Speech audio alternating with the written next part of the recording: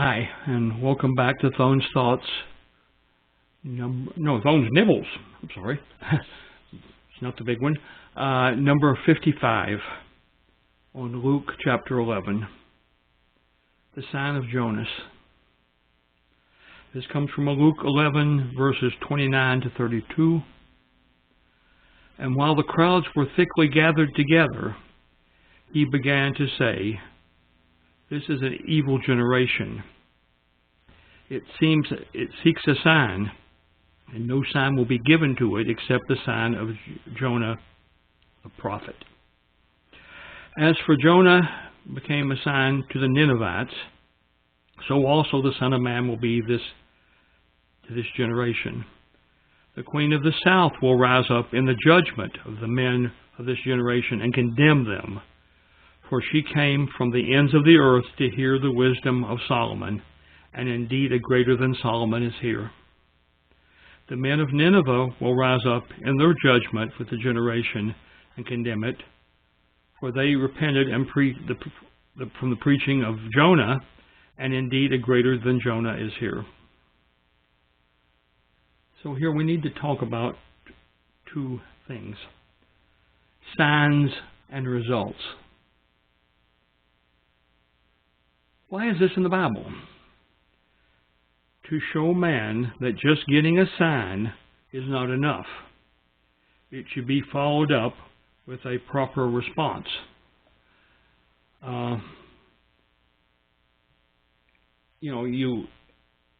Getting a sign, though exciting and tells us that maybe there is hope in this direction, getting a sign is not the ultimate goal.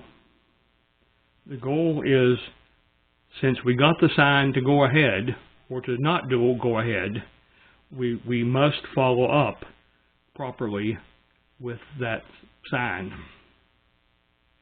It was written to a large crowd. It didn't really tell us who all, but a large crowd. Communications. A good encourager for us all as we try to carry the word to a resistant world. The message must be to an accepting heart. That is, even if we ask for something of God, or we need something of God sometimes without even asking, and it looks like that it's going to come true, we must still accept it in our heart that this is the way we're going, and we're doing it God's way, and we're going to succeed doing it God's way. And that requires the accepting heart. The fact I can't do this by myself, or we can't do this by ourselves, but rather God can do it with our help. And that's what we really should be our attitude about all this. Application to my life. Respect the religious leaders in my life, but do not worship them or their personal opinions. Bible first. And that's something that I've happened to have sat under several really good preachers who say those exact words, that the fact that I say, I as a preacher, in this case, I'm not a preacher, but, I say it's so-and-so. You don't believe me until you find that in the Bible, read it yourself, and conclude, hey, he's right. Then we're respecting the leaders. We're looking it up because the leader mentions it. However, we're not falling to our knees and saying, "Oh, thank you, old great pastor," and going ahead and doing something which may be wrong, because the pastors are wrong from time to time, if you hadn't noticed. But we look it up in the Bible first, and then we can get on board 100% with what the pastor said.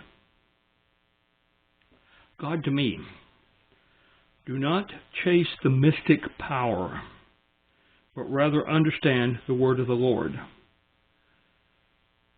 There have been a lot of cases, particularly in Christianity, the Gnostics, who were a struggle even in the 1st century A.D. John had battle after battle with the Gnostics, who claim to have special power, special knowledge, which allows them and only them to know what people should do. We're not to chase such mystic power. First of all, we have no reason to think that it really exists. God didn't tell us that it existed.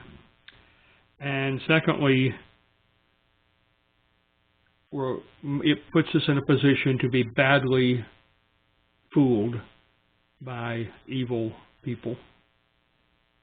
If they agree that we have the mystic power, then they basically have us and they can manipulate us. Understand the word of the Lord. That's all that we need. We don't need a special teacher and a special power.